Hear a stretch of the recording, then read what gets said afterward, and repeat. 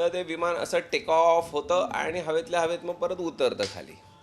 असं काहीच झालं नाहीये, पण काहीही काय सांगायचं म्हणून बेसिक जे करायला पाहिजे ते सगळं मला येत होतं. त्यावर हे सगळे मला म्हणे मग तू का म्हणतेस तुला गाडी चालवता येत नाही, असं झालेलं आहे. आणि हे बरोबर उलट का सांगायचं आता? हवेत गाडी चालवते वगैरे म्हणजे ह्याचा अर्थ वाईट गाडी चालवते.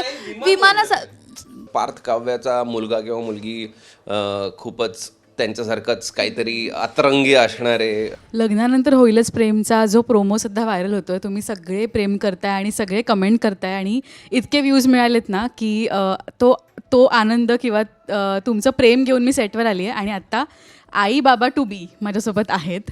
खूप स्वागत दोघांचं. काय म्हणू, म्हणजे आई बाबा म्हणू की पार्थ काव्या नॉर्मलच म्हणू की काय? तुला जे म्हणायचं ते म्हण ग. पण खूप अनएक्सपेक्टेड हा जो ट्विस्ट होता. पण काय सांग आता, म्हणजे काळजी तर सगळे घेणार आहेत. तो सीन होता त्याच्यामध्ये तुला विजय उचलून घेतोय. तो सीन कसा घडला, त्याच्या बॅक्स म्हणजे मागे काय धमाल घडली मला आज सांग. तो प्रोमो खरं सांगू तुला, खूप प्रामाणिकपणे सांगते, तो प्रोमो प्रचंड घाईत शूट केला आहे.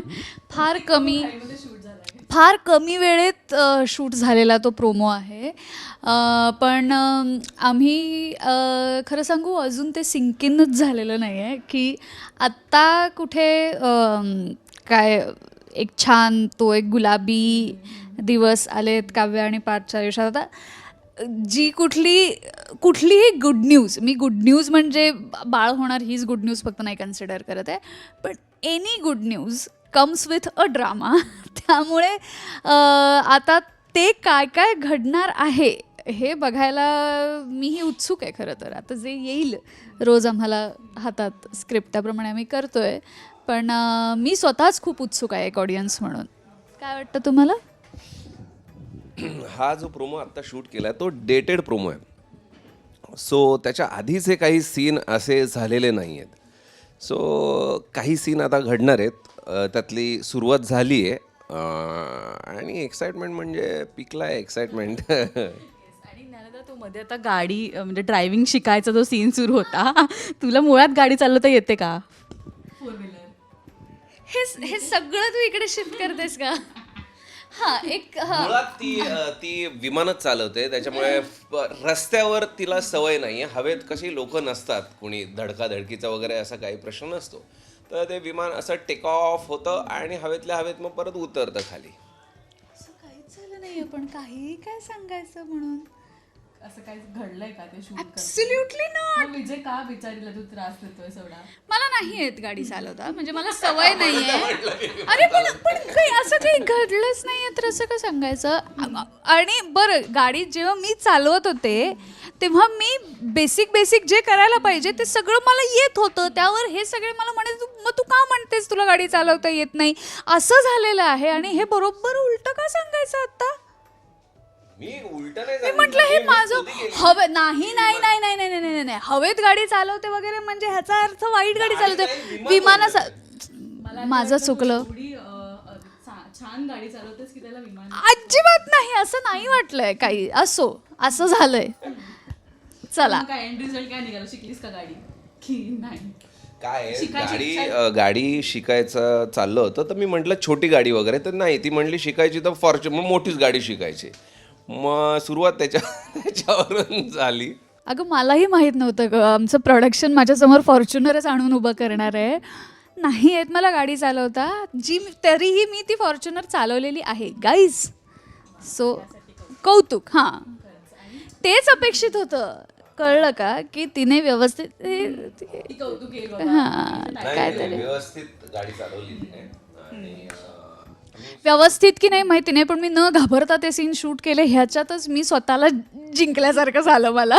बाकी काही नाही. येस, पण आता खूप कसोटीचे सीन लागणार, कारण का कुठेतरी ही तिचं ड्रीम पूर्ण करणारे असं वाटत असताना आई होणं हे तिच्या वाट्याला येतं. आणि खरं तर दोन्ही साईडली होतं की आई झाल्यावर अजून एक मोटिवेशन मिळतं आणि पुन्हा एकदा कामाला येतं. खरं तर अशा अनेक महिला आहेत की आई झाल्यावर डबल स्पीडनी कामाला लागल्या आहेत. आणि अशाही आहेत की ज्या बाय चॉईस बाळाची काळजी म्हणून त्यांनी त्यांचं करिअर सोडलेलं आहे. पार्थ काव्याच्या बाजूने उभा राहील का आणि किती स्ट्रॉंगली उभा राहणार या सगळ्या डिसिजन? ऑफकोर्स पार्थ कायम काव्याच्या बाजूने उभा होता, आहे, राहील. आणि आता जे काही मध्ये आता आमचं जे घडतं आहे ते मी आत्ता सांगू नाही शकत किंवा पुढे काय घडणार आहे, पण कायम पार्थ काव्याच्या बाजूने उभा राहणारच 100%. आणि कॉंग्रॅच्युलेशनचे कमेंट्स येतात त्यासाठी थँक्यू. एकत्रच बोलून टाका. धन्यवाद. तुम्ही जे रसिक मायबाप आम्हाला भरभरून प्रेम देताय, असंच प्रेम आम्हाला पुढेही देत राहा. धन्यवाद. बरं, ते लोक पुढचं काय ट्विस्ट होणार आहे किंवा काय येणार आहे हे सगळं पण स्क्रीन प्ले गेस करतायत. तर त्यापैकी तुला कुठला आवडला स्क्रीन प्ले वाचला? नाही, मी नाही वाचला अजून काही. हां, ते कमेंट्स वाचले फक्त की पार्थ काव्याचा मुलगा किंवा मुलगी खूपच त्यांच्यासारखंच काहीतरी अतरंगी असणारे वगैरे वगैरे अशा कमेंट्स DM आलेल्या आहेत मगाशी, जसं मी बोललो. आणि एक कमेंट मला आवडली की आता पार्थ काव्याला जुळं होणार आणि खूप कमेंट्स आहेत अशा. आम्ही काय वाचत होतो. आणि त्यातलं एक बाळ ती नंदिनीला देणार. बघू.